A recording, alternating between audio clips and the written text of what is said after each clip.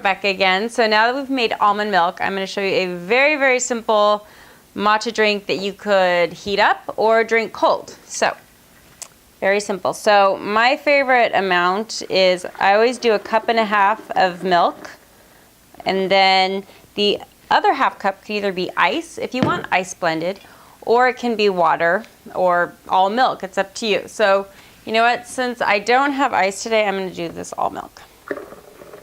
But ice blended is super, super yummy. Okay, so since we're talking about cleansing in January, I'm going to show you the lemon ginger. Now you can mix lemon ginger and the berry together. That's really good.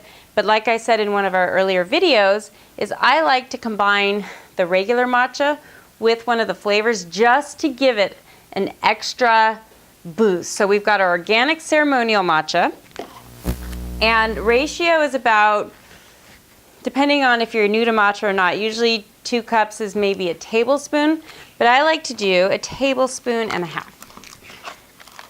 There we go, 1.5 tablespoons. And then what I do is maybe like 1/2 teaspoon of just the regular matcha, our organic ceremonial. And that adds just a little punch. Well, I just have to add, that's only because Rebecca is an animal. Now, normally... Well, I would drink more than this.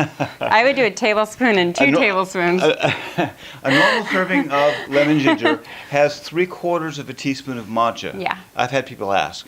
And a full serving of matcha is 1 teaspoon. So we scale it back just a little bit because the average consumer, you know, exactly. You have to kind of work up to it. Exactly. Now, Rebecca, after 20 years, you can understand where she's coming from. Well, I'm trying to give them a tip. Like if they really need that extra strong one, or what you can do is take that amount, but add like maybe 3 cups of liquid. And then you put it in a big shaker cup and take it with you. So, and then you drink it throughout the day. So what I like to do is we either do it with the ice and you make an ice blended, or we blend it up and then I put it in a saucepan and heat it up. Yeah. And the blender has a way of frothing it, and it just assimilates really great. Right. And also what's interesting is our matcha is so fine because of the sourcing that it assimilates different than other matchas. I've kind of studied that. It does. It actually doesn't clump as much because it's even finer. Yeah.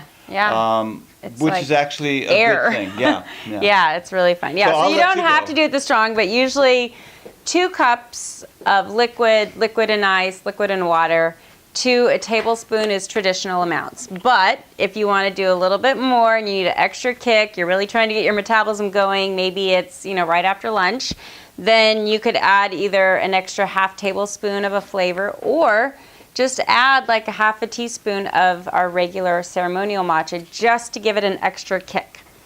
And, you could add more liquid and put in a big shaker cup and drink 1/3 of it after breakfast, a little bit after lunch, and then that 3 or 4 o'clock when you need an extra pickup, Do it all in the morning.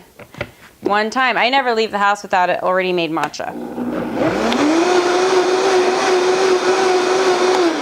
And that's it. And it's nice and blended and creamy. Like I said, I never leave the house without a shaker cup full of 1 or maybe even a double matcha. And I sip it all day. So, cheers.